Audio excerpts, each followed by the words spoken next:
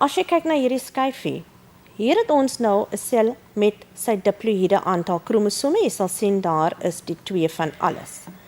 Kom ons neem net een kromosoom. Let's take only the one chromosome. And on the chromosome, what is a chromosome? Jy weet, 'n kromosoom is 'n lineêre versameling van gene. And here the genes are numbered A, B, C, D, E, and F. Let's take this specific gene C. And here you will see the nitrogenous basis is in this sequence. Now let's take that specific nitrogenous base. Guanan. What do you see?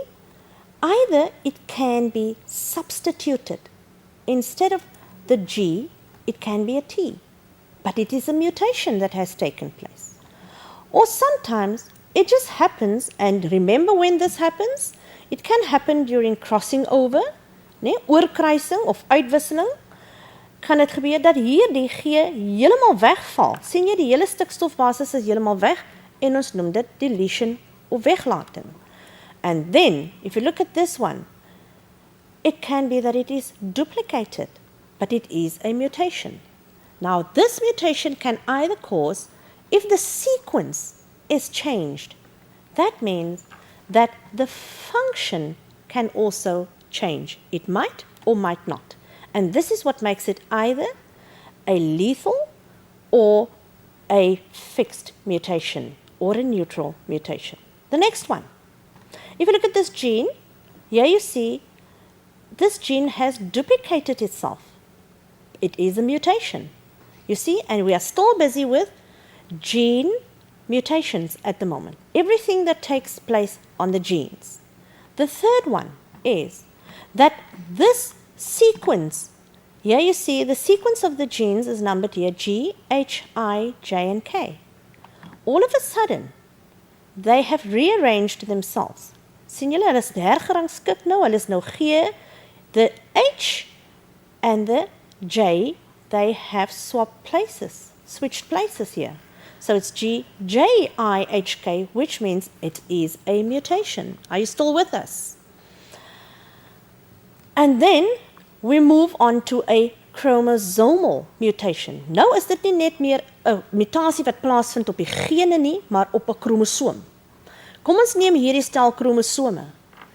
En heel toevallig verlede jaar het hulle in die eksamen gehad, Lorraine, 'n karyotype waar hulle moes identifiseer en onthou, you see, this can be shown to you in any way. And if you can get hold of last year's paper, you will see that there was the karyotype of a woman. Now, you're not supposed to know the name of the disease, but it is Turner syndrome, and they gave it to you as Turner syndrome. What you were supposed to do, you were supposed to see and identify, the learners were supposed to identify that there was one chromosome missing. En dit is waar dit helemaal wegval. En hierdie vroue byvoorbeeld met net een X-kromosoom, hulle geslagsorgane ontwikkel nie helemaal tot volwassenheid nie. En dit bly, en daarom sal hulle nooit eendag kinders kan kry nie. You see, so this is a chromosomal mutation, and the effect is so much worse. And they must also know about Down syndrome, remember? And the next one, Yeah. the next one, here you see, instead of one falling away, there's one that was added. Yeah. And this is the one that you should know. And you must also know Down syndrome is also known as what? I wonder if they know. You find it on which pair on your karyotype? On chromosomal pair number 21. And that is why it's also known as trisomy 21. Trisomy 21. Karen, Natuurlijk kan hulle sien, dis die derde kromosoom wat bygekom het.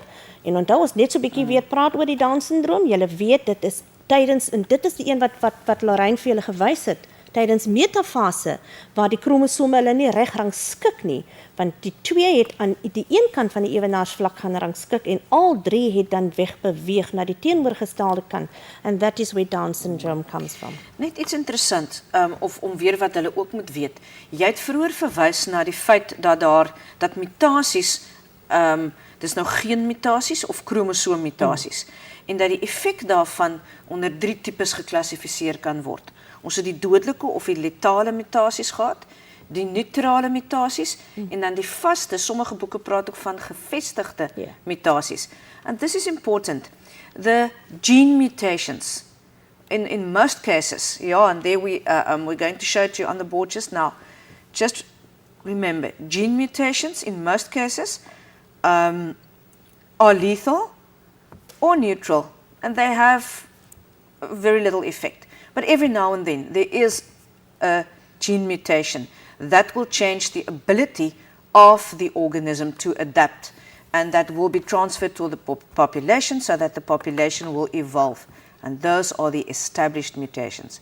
En geen mutasies het baie dikwels, meer dikwels 'n invloed op evolusie as kromosoommutasies. Kromosoommutasies is gewoonlik dodelik, maar ons sal net nou vir hulle wys, by plante speel dit nog al 'n belangrike rol. So hou dit in gedagte.